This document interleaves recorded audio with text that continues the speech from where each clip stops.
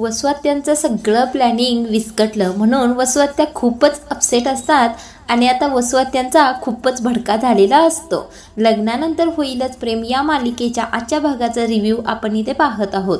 आता इथे रूममध्ये वसुंधरा आत्या चांगल्याच टेन्शनमध्ये बसलेल्या असतात, कारण एवढं नंदिनीला त्रास देण्यासाठी मोठं प्लॅनिंग केलं होतं ते सगळं विस्कटलेलं होतं। आता ही रम्या चांगलीच हिवळत आलेली असते तरी सुद्धा त्या वसुआत्या तिच्याकडे पाहतच नाही, म्हणून रम्या थोडीशी चिडते आणि म्हणते, अगं आई, एवढं माझं दुखत आहे, मी एवढं तिथे आले आहे आणि तू माझ्याकडं साधी पाहत सुद्धा नाहीस। तू तर कधी कधी ना त्या पार्थसारखीच वागतेस बघ। आता वसुआत्या तरी सुद्धा तिचं काहीच ऐकून घेत नाहीत आणि चिडूनच म्हणतात, अगं रम्या, काय झालंय नीट सांगशील तर कळेल ना मला। त्यावेळेला रम्या म्हणते, जा, आता मी तुला काहीच सांगणार नाही। अगं आई, मला इतकं दुखतंय, इतका त्रास होतोय तरी सुद्धा तू विचारत नाहीस। त्यावेळेला वसुआत्या चिडून उभेच राहतात आणि म्हणतात, अगं मला सुद्धा त्रास होत आहे पण तुझ्यासारखी मी रडत बसत नाही। आता वसुआत्या रम्याची समजूत घालण्याऐवजी चिडूनच म्हणतात, आणि हे बघ, तुझं रडणं इवळणं पहिल्यांदा थांबव, कारण तुला पॅम्पर करण्याइतकी ताकद माझ्याकडे आता उरलेली नाही। आता हे ऐकून रम्या म्हणते, अगं आई, हे तू बोलत आहेस? त्यावेळेला वसुआत्या म्हणतात, हो, मीच बोलत आहे। अगं, त्या नंदिनीला आणि जीवाला खड्ड्यात घालण्यासाठी एवढं मोठं प्लॅनिंग केलं, त्या भास्करशी हात मिळवणी केली, एवढं करूनही काहीही उपयोग झालेला नाही, सगळ्याची माती झाली आहे। त्यानंतर रम्या म्हणते, माती? नेमकं काय झालं आहे सांगशील का? आता वसुआत्या म्हणतात, आपण इतके दिवस त्या जीवाला मूर्ख समजत होतो ना, पण त्याने कमालीची हुशारी दाखवली आहे। आता रम्या म्हणते, अगं आई, त्याने काही हुशारी दाखवली आहे? आता वसुआत्या म्हणतात, काय कमाली दाखवली आहे? काल आनंद निवास विकायचं होतं, तुला माहीत आहे ना, तर कोटींचा व्यवहार करून जीवाने आनंद निवासची जागा स्वतः विकत घेतली आहे। आता रम्या थोडी आश्चर्यानेच म्हणते, काय, जीवाने विकत घेतली? अगं, त्या युजलेस जीवाला ना त्याच्या चप्पलची जागा सुद्धा त्या नंदिनीने दाखवायला लागते आणि त्या जीवाने कोटींची जागा विकत घेतली, कसं शक्य आहे हे? आता वसुआत्या म्हणतात, तेच तर कळत नाहीये की त्याने हे सगळं कसं केलं, कारण कोटींची रक्कम काही छोटी रक्कम नाहीये। आता रम्या म्हणते, 10 कोटी? त्यानंतर वसुआत्या म्हणतात, हो, 10 कोटीला त्याने जागा विकत घेतली आहे। हे 10 कोटी त्याने कोठून आणि कसे उभे केले असतील? आता रम्या म्हणते, अगं आई, मला असं वाटत आहे त्याने याच्या त्याच्या समोर हात पसरून पैसे जमा केले असतील, नाहीतर मामाच्या नावाचा उपयोग करून मार्केटमधून पैसे घेतले असतील। आता रम्याचं हे बोलणं ऐकून वसुआत्या मानेनेच हो हो असं म्हणतात। आता रम्या म्हणते, अगं आई, हे सगळं जाऊ दे ग, खाली बघ ना, सगळेजण दिवाळीची तयारी करत आहेत, खूपच उत्साहात आहेत। आता रम्या म्हणते, आई, तू काहीही कर, त्यांच्या आनंदाला सुरुंग लाव। त्यावेळेला वसुआत्या म्हणतात, सुरुंग लाव? आत्तापर्यंत किती सुरुंग लावले? आत्तापर्यंत जेवढे सुरुंग लावले तेवढे सगळे फुस निघालेत आणि म्हणे सुरुंग लाव। आता वसुआत्या म्हणतात, आपण नाही तर देवाच्याच मनात आलं तर मोठा धमाका होऊ शकतो, नाहीतर नाही। आता इथे हॉलमध्ये दिवाळीचा चांगलाच माहोल तयार झालेला असतो। मानिनी घाईघाईतच काव्याजवळ येते आणि म्हणते, अगं, तुला काही मदत हवी आहे का? त्यावेळेला काव्या म्हणते, काही नको आहे मानिनी देशमुख, सगळी काही तयारी व्यवस्थित झाली आहे। फुलांच्या माळा सोडून झाल्या आहेत, लाइटिंगच्या माळा सुद्धा सोडून झाल्या आहेत। आपल्या वॉचमन काकांना सांगितलं आहे उद्या सकाळी सगळं अंगण स्वच्छ करा। आता काव्या म्हणते, आपण उद्या सकाळी खूपच मोठी रांगोळी अंगणात काढूया। आणि काय काय करायचंय काकू, बोला लवकर। आता मानिनी म्हणते, अगं काव्या, तू तर खूपच उत्साहात आहेस। त्यावेळेला काव्या म्हणते, हो काकू, का नाही, दिवाळी आहे काकू, दिवाळी म्हणजे माझा जीव की प्राण आहे। आता मानिनी म्हणते, सगळ्यात महत्वाचं काव्या, लग्नानंतरची तुझी ही पहिली दिवाळी आहे आणि ती दिवाळी तू इतकी उत्साहाने साजरी करत आहेस। तुमच्या माहेरी कशी दिवाळी साजरी करतात ग, असं मानिनी काव्याला विचारते। आता काव्या म्हणते, एकदम कल्ला असायचा, म्हणजे माझ्या आईच्या माहेरचे सगळे, बाबांचे सगळे नातेवाईक एकत्र यायचे आणि जे नातेवाईक आलेले नाही त्यांच्याविषयी गॉसिप करायला सुरू करायचं, असं म्हणत काव्या हसायला सुरू करते। आता मानिनी म्हणते, सेम पिच, म्हणजे आम्ही सुद्धा असंच करायचो। आता हे ऐकून काव्या आश्चर्याने म्हणते, काकू, तुम्ही सुद्धा? त्यावेळेला मानिनी म्हणते हो, आम्ही बहिणींना हातामध्ये चिवड्याची वाटी घ्यायची, टीव्हीचा कोपरा धरायचा आणि सगळ्या नातेवाईकांबद्दल शेजाऱ्यांबद्दल गॉसिप करत बसायचं. आता मानिनी म्हणते कसं असतंय, गॉसिप केलं की मनात गोष्टी राहत नाहीत ना. त्यावेळेला काव्या म्हणते हो बरोबर आहे, ते हेल्दी असतं. आता काव्या थोडी गमतीने म्हणते मानिनी काकू तुम्ही तर छुपा रुस्तम निघालात की. त्यावेळेला मानिनी असं करते, वाटत नाही काकू तुम्ही अशा असाल म्हणून.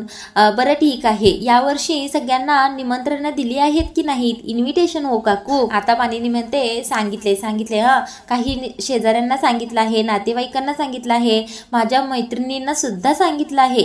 बघूया आता कोण कोण येतंय. आता या दोघी बोलतच असतात, तेवढ्यातच पिहू काव्या वहिनी इकडे एक जरा अशी हाक मारते. आता काव्या जातच असते, तेवढ्यातच मानिनी म्हणते काव्या आज जशी उत्साहात आहेस तशी नेहमी राहा हं. आता काव्या सुद्धा म्हणते मानिनी काकू तुम्ही सुद्धा आता जशा खुश आहात, जशा आनंदी आहात तशा नेहमी राहा, बदलू नका हं तुम्ही, असं काव्या म्हणतच असते. तेवढ्यातच मानिनी म्हणते नाही हं, आता बाहेरच्यांनी कोणी काही मला सांगण्याचा प्रयत्न जरी केला तरी त्यांना दारातूनच बाहेर घालवणार आहे मी. आता मानिनी काव्याच्या गालावर हात ठेवतच म्हणते ही माझी सापडलेली मैत्रीण मला कायम माझ्या सोबत हवी आहे. आता मानिनीचं असं बोलणं ऐकून काव्याच्या डोळ्यामध्ये पाणी येतं. ते पाहून मानिनी म्हणते नाही हं काव्या, अजिबात रडायचं नाही, या डोळ्यामध्ये पाणी नाही तर तुझ्या आणि पार्थच्या संसाराची स्वप्न पाहिजेत मला. जा आता तू, नाहीतर पुन्हा ती तुला हाक मारेल, असं म्हटल्यानंतर काव्या तेथून निघून जाते. आता काव्या तेथून गेल्यानंतर मानिनी विचार करायला लागते, सगळ्यांना बोलवलं आहे पण सुनीताला बोलवलं नाही,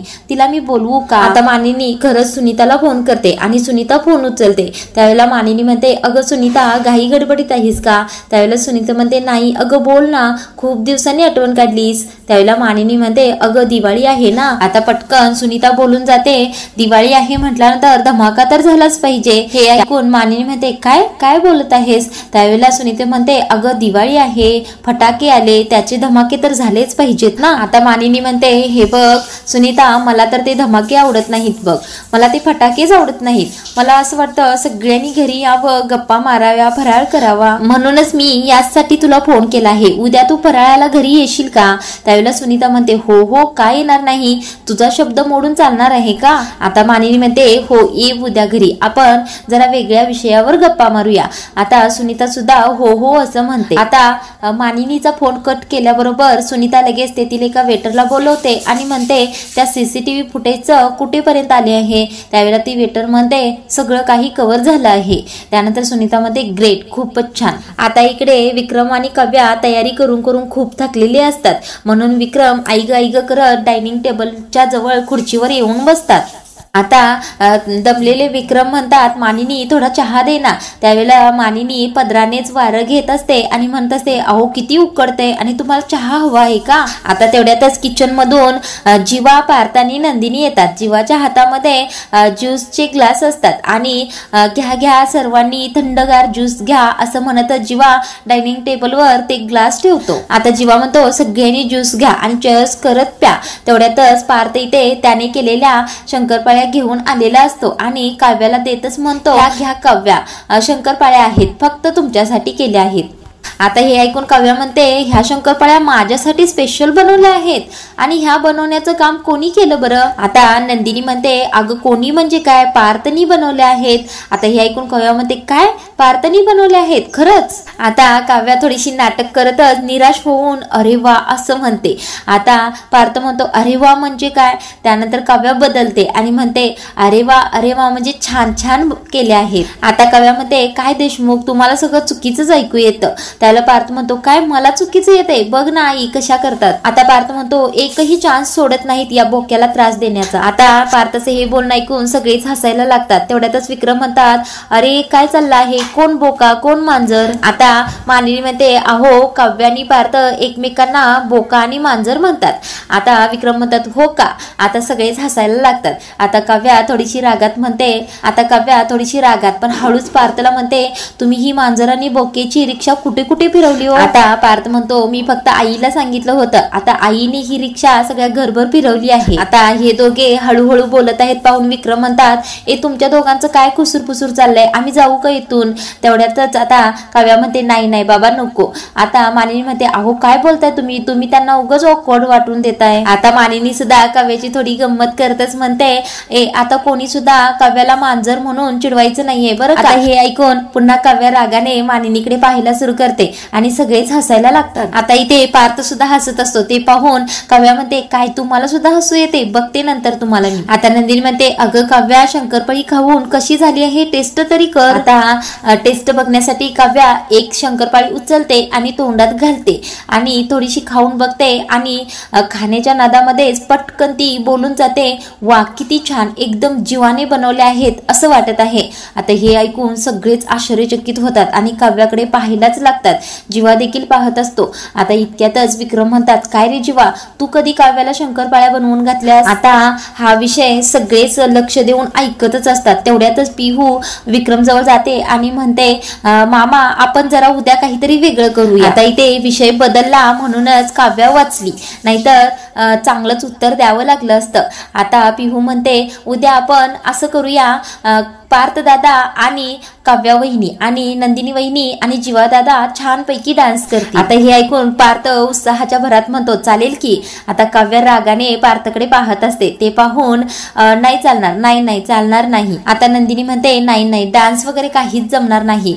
आता काव्या सुद्धा हो असं म्हणत असते. एवढ्यात जीवा म्हणतो अगं डान्स काही अवघड नाही, मी शिकवतो ना तुला. आता नंदिनी म्हणते अगं पिहू डान्स वगैरे काही नको, आपण काहीतरी गेम वगैरे खेळूया ना. आता विक्रम म्हणतात अगं नंदिनी कशाला गेम्स वगैरे, तुमची लग्नानंतरची पहिली दिवाळी आहे, आपण छान डान्स वगैरे करून सेलिब्रेट करूया ना. आता मानिनी म्हणते अगं नंदिनी तू का नाही म्हणत आहेस, करूया ना आपण, म्हणजे आमच्या दोघांचा हट्ट आहे, आग्रह आहे किंवा विनंती आहे असं समजा आणि डान्स करा. आता काव्या सुद्धा काय काकू नाही जमणार ते असं म्हणत असते. तेवढ्यातच मानिनी म्हणते काय ग तुम्ही लाडकी सासू नुसतं म्हणता आणि ऐकत तर माझं काहीच नाही. आता विक्रम सुद्धा डान्स करा असंच आग्रह करत असतात. आता मानिनी म्हणते बरं असं करा दिवाळीचं माझ्यासाठी हे गिफ्टच आहे असं समजा आणि डान्स करा. आता एवढा सगळा आग्रह ऐकून नंदिनी म्हणते ठीक आहे. आता विक्रम म्हणतात हा आत्ता बरं आहे. आता विक्रम काव्याला म्हणतात काव्या तू ग.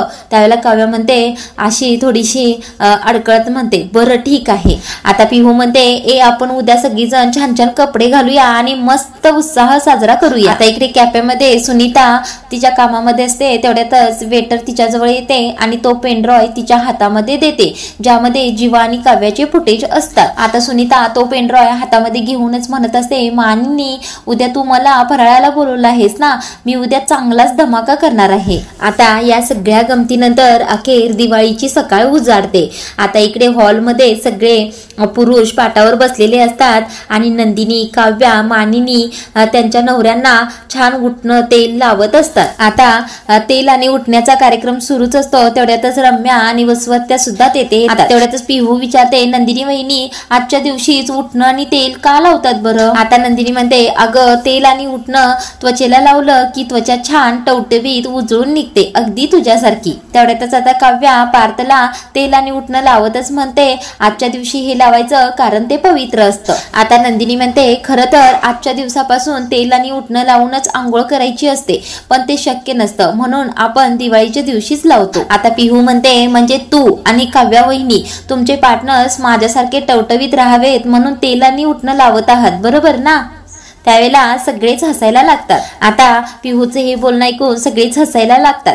आता काव्या म्हणते तू पिहू काळजी करू नकोस, तुझ्या बरोबर सुद्धा आम्ही हे करतो. त्यावेळेला पिहू म्हणते नको माझ्या बरोबर नको, त्याची गरज या दोघांनाच आहे कारण मी ऑलरेडी ग्लो करते ना. आता पिहूचे हे बोलणं ऐकून पार्थ सुद्धा तिची गंमत करतो. अरे जीवा भाऊबीजेला सुद्धा आपण गिफ्ट फक्त श्रेयासाठीच आणूया मग बघूया हिचा चेहरा किती ग्लो करतोय ते. आता जीवा सुद्धा अंगठा दाखवतच हो असं म्हणतो. आता हे ऐकून पिहू पिहू चिडते आणि म्हणते नाही नाही, भाऊबीजेला माझं गिफ्ट मला हवं आहे. आता जीवा म्हणतो हो ना, गिफ्ट हवं आहे ना, मग ते आम्हाला चिडवण्या अगोदर तू विचार करायला हवं होतं. आता पिहू म्हणते तुम्ही दोघं माझ्याशी असं वागणार आहात का? त्यावेळेला पार्थ आणि जीवा म्हणतात हो आम्ही असंच वागणार. त्यावेळेला पिहू म्हणते मग ठीक आहे, तुमच्या दोघांची नावं काव्या वहिनी आणि नंदिनी वहिनीला सांगणार, मग त्या दोघी तुमच्याकडे डोळे वटारून पाहतील. मग असं केल्यानंतर तुम्हा दोघांना मला ते गिफ्ट द्यावंच लागेल आणि मला ते घ्यावंच लागेल. आता पिहू म्हणते नंदिनी वहिनी आणि काव्या वहिनी तुम्ही असं करा ना, या दोघांना आंघोळच घालू नका, असंच बसू द्या. आता मानिनी म्हणते या दोघी काही ऐकणार नाहीत, कारण आजची नुसती अंघोळ नाही तर ते अभ्यंग्य स्नान. आता हे ऐकून नंदिनी आणि काव्याला असतात. हे पाहून विक्रम म्हणतात अगं बघ ना, या दोघी कशा लाजत आहेत, म्हणजे तू सुद्धा मला पहिल्यांदा अंघोळ घालताना अशी लाजली नव्हतीस. आता हे ऐकून जीवा आणि पार्थ हसायला लागतात. तेवढ्यातच पिहू म्हणते हो मामा तुमचं ठीक आहे, पण हे दोघी बघा ना कसे तोऱ्यात बसले आहेत, थांबा मी जरा गार पाणी घेऊन येते आणि तुमच्या अंगावर ओतते. आता पार्थ म्हणतो तू असं काही करायचं नाही. तेवढ्यातच नंदिनी म्हणते पिहू असं करायचं नाही बरं का. आता पिहू म्हणते अरे बघा ना, यांना नवऱ्यांची किती काळजी आहे. आता पार्थ म्हणतो पिहू तू आजकाल जरा जास्तच बोलत आहेस असं वाटत नाही का?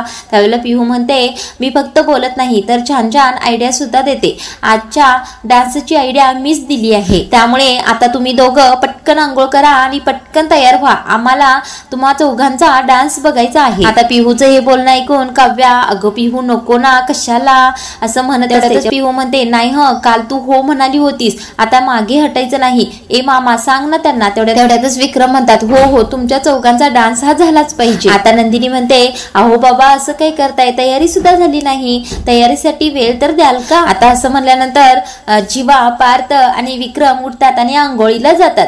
आता इकडे मानिनी काव्या आणि नंदिनी असते. मानिनी म्हणते तुम्हा दोघींना तुमच्या नवऱ्याने दिवाळीचे काही गिफ्ट दिलेत की नाही? त्यावेळेला काव्या मानिनेच नाही असं म्हणते. आता मानिनी म्हणते दिवाळी आहे, नवऱ्याकडून गिफ्ट तर झालंच पाहिजे, ते मागून घ्यायचं.